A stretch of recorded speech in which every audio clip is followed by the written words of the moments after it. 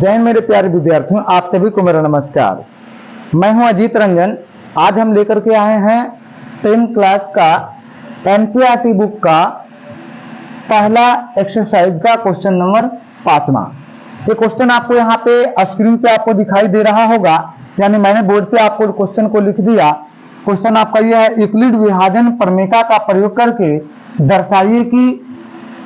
दर्शाइए कि किसी धनात्मक पूर्णांक का घन 9m, 9m+1 या 9m+8 के रूप का होता है। देखिए क्वेश्चन में बोला गया है कि आप ये दिखाइए कि किसी भी धनात्मक पूर्णांक के जब घन करते हैं ना तो इस रूप में आ सकता है 9m, 9m+1 या 9m+8 के रूप का होता है या नहीं होता है। तो हम आपको सबसे पहले ये समझा दें, मैं आपको बताना चाहूंगा कि यहाँ पे आपको प्रॉपर कोई संख्या नहीं दिया हुआ है कि इस संख्या को आप वर्ग करो, घन करो और उसके बाद आप मुझे बताओ कि इस रूप में होता है कि नहीं होता। अगर नहीं मालूम है कोई संख्या तो हम यहाँ पे सबसे पहले सॉल्यूशन करेंगे, हल यहाँ पे लिखेंगे और हल लिखते ही मान लेंगे कि माना कि यहाँ पे लिखेंगे माना कि धनात्मक पूर्णांक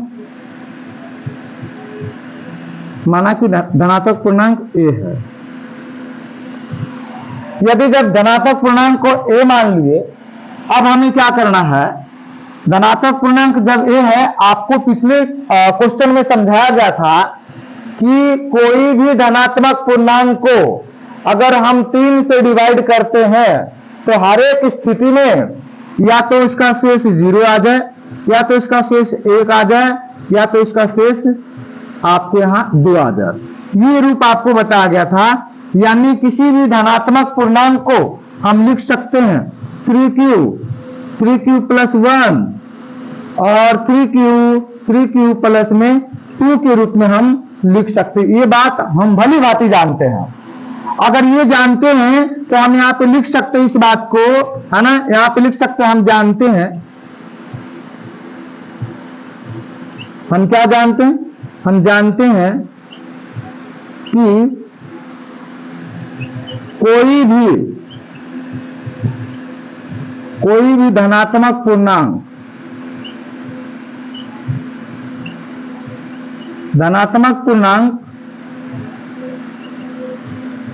3q + 1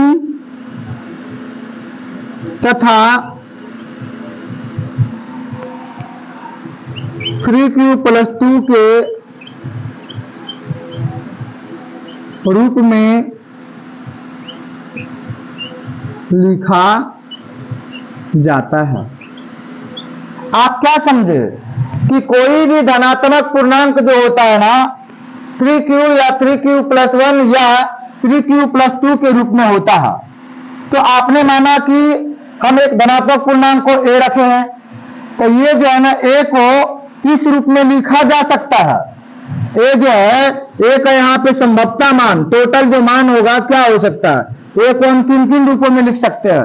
तो आपने देखा कि सर a को 3q के रूप में लिखेंगे, a को 3q + 1 के रूप में लिखेंगे और a को आप यहाँ पे 3q + 2 के रूप में लिख सकते हैं, है ना। अब आपको बोला गया कि इतना ही नहीं, आपको ये बताना होगा कि जब हम उन सभी संख्याओं को घन करते हैं तो क्या इन सभी रूपों में लिखा जा सकता है, इन सभी रूपों में हो सकता है। तो हम यहाँ पे सारे के सारे स्थिति को हम बारी बारी से घन करने का काम करेंगे। ध्यान दीजिएगा, जब हम घन करेंगे तो यहाँ पे आपको लिखा हुआ है पहला ए स्थिति, पहला पोजीशन आपको यहाँ पे ध्यान रखना है। जब घन करते हैं, जब घन किया जाए प्रश्न के अनुसार, आप यहाँ पे लिख सकते हैं प्रश्न में बोला गया है कि जब घन करोगे तो ऐसा स्थिति आ सकता है या नहीं आ सकता है ना। तो हम यहाँ पे लिखेंगे a बराबर जो हमारा मान है, बाबू ध्यान देंगे, a का मान हमारा पहला स्थिति यहाँ पे देखने जा रहे हैं 3q है और हमारा बुक में बोला गया कि आप इसको घन करो। तो हम घन करने का काम करते हैं। ध्यान दीजिएगा, आप जब a का q करते हैं और इसका वैल्यू का q करते हैं तो आप यहाँ पे क्या पाएंगे, a का q आपके पास यहाँ पे बाबू a क्यूब हो जाएगा और 9 का जब आप यहाँ पे 3 का जब आप क्यूब करते हैं तो 3 का क्यूब 27 हो जाता है, 27। उसके बाद आप क्यू का क्यूब 27 क्यू का क्यूब। अब कहेंगे सर ये जो है ना, यहाँ पे आप देख पा रहे होंगे ए क्यू का जो वैल्यू आया इस रूप में आया। मुझे बोला गया कि बताइए 9 एम के रूप में होता या नहीं होता, तो 27 को बाबू आप इस रूप में लिख सकते या नहीं लिख सकते?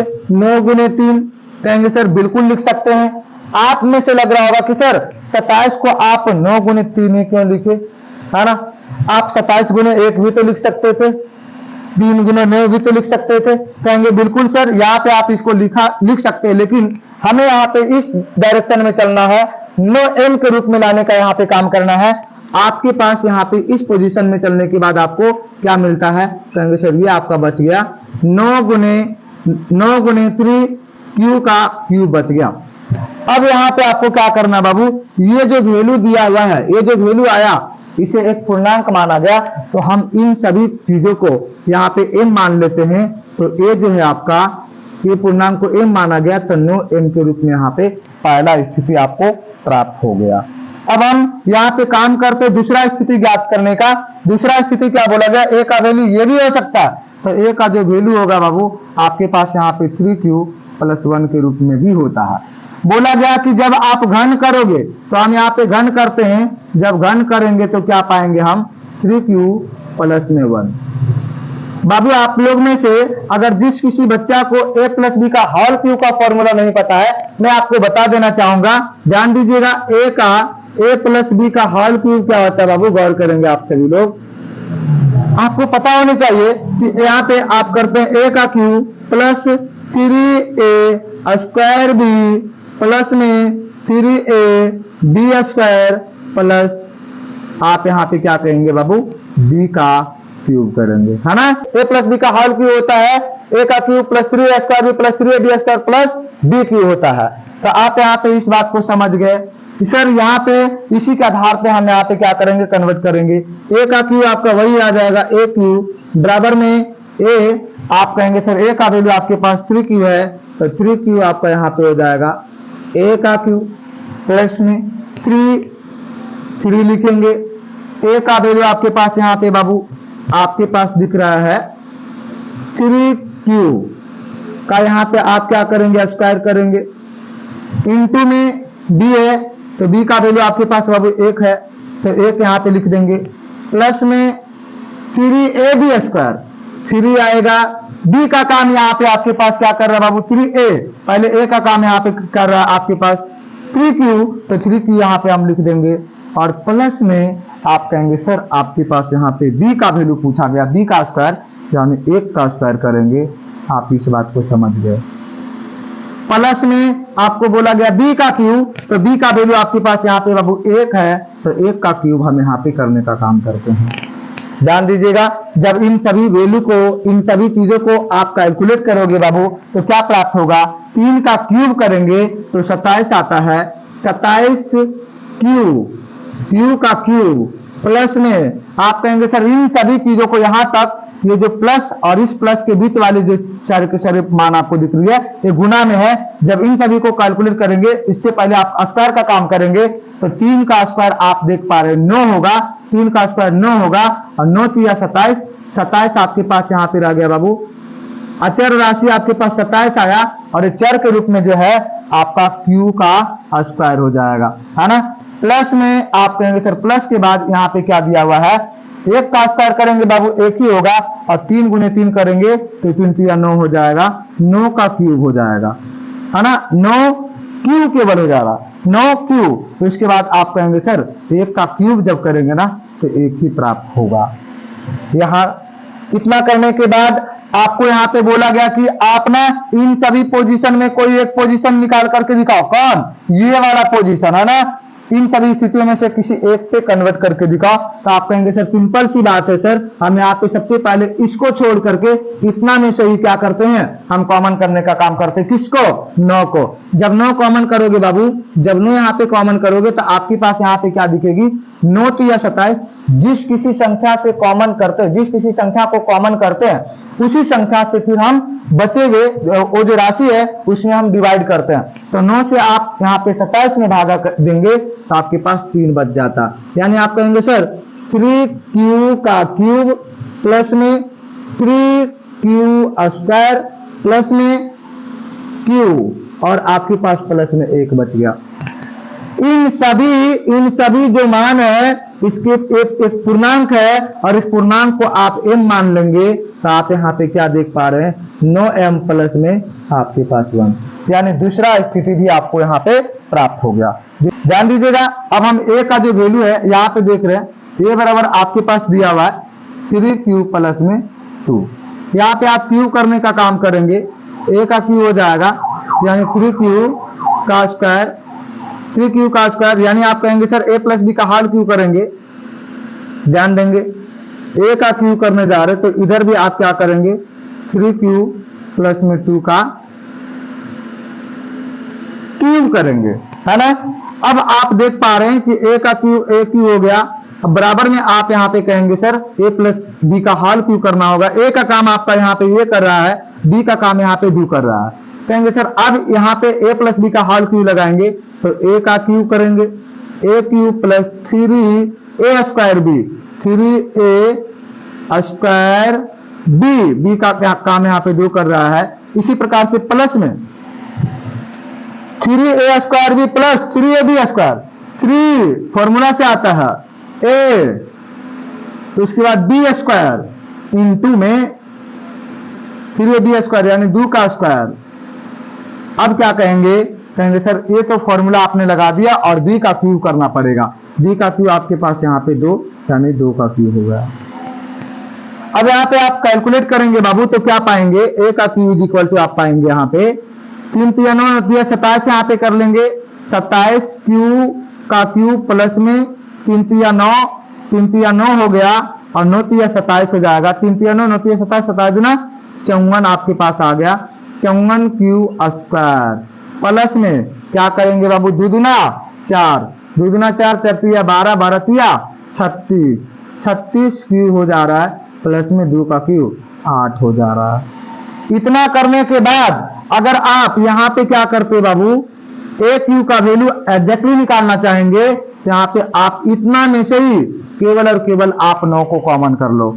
जब 9 कॉमन करेंगे बाबू आप देख पाएंगे कि सब ये जो है ना 9 3 27 क्यू का क्यूब प्लस में 9 6 6 क्यू स्क्वायर। अब यहाँ पे कहेंगे सर 9 चौका 36 और 9 चौका 36 यानी 4 क्यूब और प्लस में आपके पास 8 हो गया। आप कहेंगे सर ये सभी को जो है ना हम m मानते हैं तो यहाँ से आप लिखेंगे a क्यू का जो मान आएगा बाबू यहाँ पे 9 और इन सभी को आप m माने हैं इन सभी पूर्णांक को तो 9m प्लस में आपके पास 8 आ गया।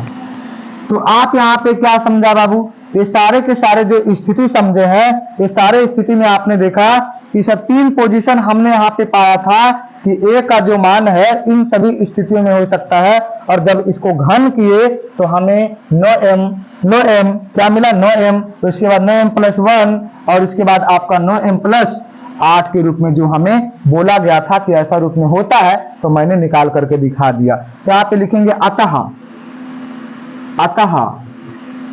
किसी भी धनात्मक पूर्णांक का घन 9m 9m प्लस 1 तथा 9m प्लस 8 के रूप का होता है। ये आपका हो गया आंसर। अगर आपको ये क्वेश्चन समझ आया होगा तो प्लीज आप 10 क्लास के बच्चे तक जरूर पहुंचाएं और इस वीडियो को लाइक और इस चैनल को सब्सक्राइब करना बिल्कुल ना भूलें। जय हिंद।